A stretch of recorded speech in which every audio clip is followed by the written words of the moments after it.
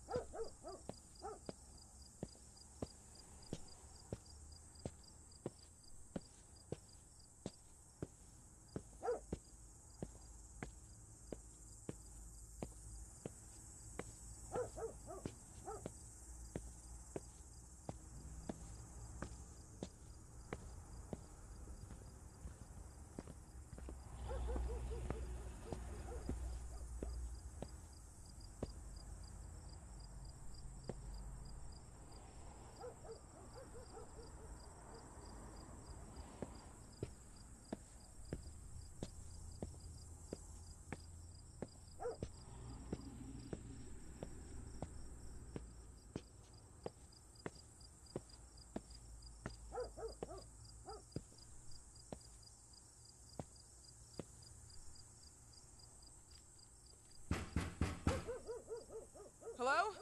The gate was open. Are you there? Hello? Is anyone there?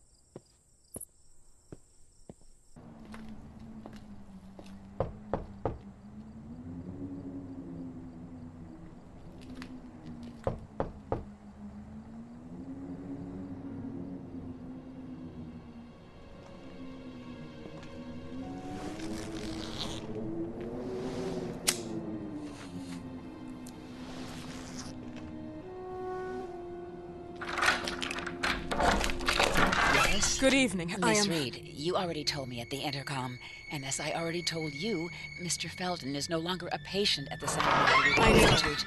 I came here voluntarily, outside the Institute. So what do you want? I am personally re-examining your case. Causes, reagents. I strongly believe there are alternative ways and probably other experiments that are worth a try.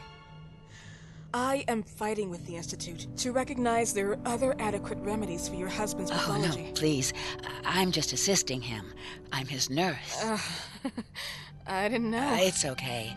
I suppose you want to talk to him. Thank you. I apologize for the darkness, but Mr. Felton's sight has been damaged and immensely compromised because of the disease. Anyway, I am Gloria. Oh, and please, refrain from smoking inside. Mr. Felton hates the smell of smoke. Sorry.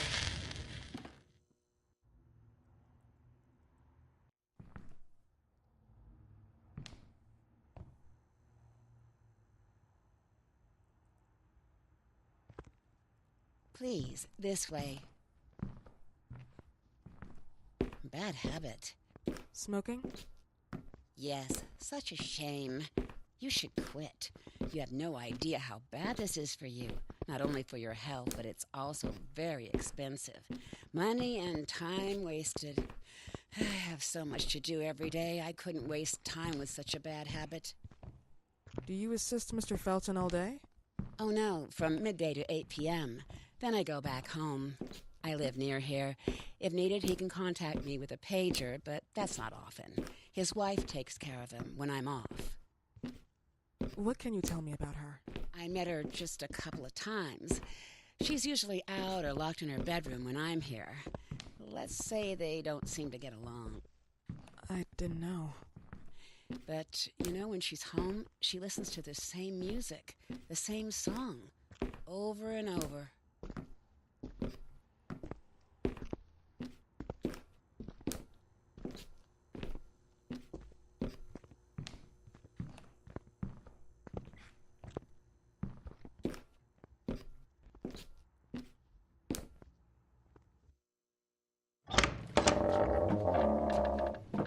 This way, please. Mr. Felton will be here in a few minutes. Okay.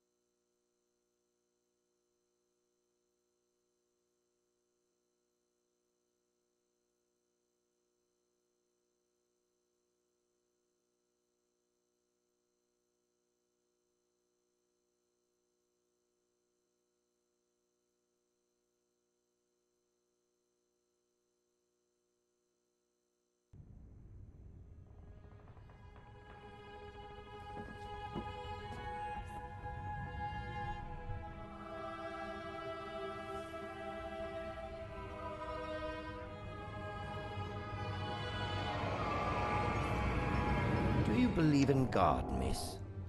Well, it would be too easy, wouldn't it? I believe in people's willpower. Everything else is not God, but an aptitude or mankind's cruelty. This is the kind of fairy tale I prefer at my age. When you're worn out from an incurable disease, you start having some doubts. Why is there so much life in such small but lethal creatures? An arbiter, that's all we need. For what? It's wrong and crazy. It's human nature. That same nature in which we are equals to those ants eating each other. But, pardon me, I forgot my manners. Please, sit down. Dr. Reed, I suppose? Sorry, Mr. Felton. Pleased to meet you. So you already met Gloria? Yes, she let me in. She's a great reference, extremely hardworking, but back to us. I don't recall seeing beautiful doctors like you at the Institute, Dr. Reed. I am flattered, Mr. Felton. I arrived at the Institute just a few months after you left. And you left because? Inadequacy of the sanitary treatments within the structure. That's right. And in a few words? In a few words, they didn't know how to treat my case, and they left me there to die. But it seems that other issues took over. I once or twice refused to go through exams. Mr. Felton, is there anything I can do for you? Oh, Gloria. Yes, see if Dr. Reed needs anything. Oh, no. May I offer you a cup of tea or coffee? Espresso? No, thank you. As you wish. How about you, Mr. Felton? No, thank you. I'll keep entertaining our guest. You can go now. You're diagnosed? 1958? Yes, indicatively. Some friends and I contracted the disease while traveling to Egypt, and it got worse. In addition to the disease, the first exam showed some inconsistency. Some hormonal deficiency? Overdose of non-prescribed drugs, opiates? Phenoxyl? Wasn't it recalled in the mid-60s? Doctor, don't you think that nowadays there are ways to obtain drugs without any prescription? I believe so. According to your file, you still receive your disability pension. Even better, it seems that the beneficiary is your wife, Ariana Gallo. Exactly. She's the one who takes care of me when Gloria is off. How about your daughter? My daughter? Celeste has never come back home. Disappeared. She was adopted, am I right? The investigators confirmed that she intentionally left. They never suspected a kidnapping since there was no ransom request. How about Weeman? Wasn't he a suspect? A flash in the pan, an idiot who brought confusion by sending warnings and threats. And her birth parents? Dr. Reed, young girls often decide to just go. And this is what my daughter decided to do. Jennifer. What did you say? At times, you'd call her Jennifer. No, my Mr. daughter... Felton, what has really happened to your daughter? I just told you. How about the off-the-record version? I am not sure where you're trying to go with this, but I won't tolerate... I don't have the strength for this now. I know you've been trying to forget her, but this picture might help you to. What is this? Where did you get this picture? Isn't she your daughter? Celeste, or has you called her? Jennifer? I asked you a question. Back of the picture says Jennifer. There is no Jennifer! You thought I was stupid, didn't you, Mr. Felton? Do you really think I'd come here without knowing what I'm talking about? Who are you, and why did you come here? Did you come to my home to threaten me with your condescending Threatening tone? you? So maybe I should ask your wife then. She's not home. Seems like she is. Mr. Felton, I just talked to the director of the Institute on the phone. They have never heard of Dr. Reed. She is not what she claims to be. Well, Miss Reed, if that is your real name, your time here has ended. Please, leave my property. Miss Gloria will escort you out. Please follow me. Mr. Felton, please, tell me what you did to your daughter! Good evening. Follow me.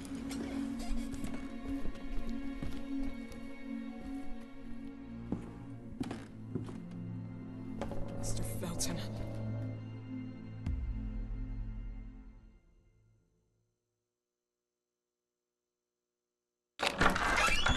You know the way. How do you even... How do I do what? How do you even sleep at night? You use people's lives regardless of the pain you cause. The Feltons have been through a lot. And they are good people. Gloria, a young girl disappeared. We all know the story, unfortunately.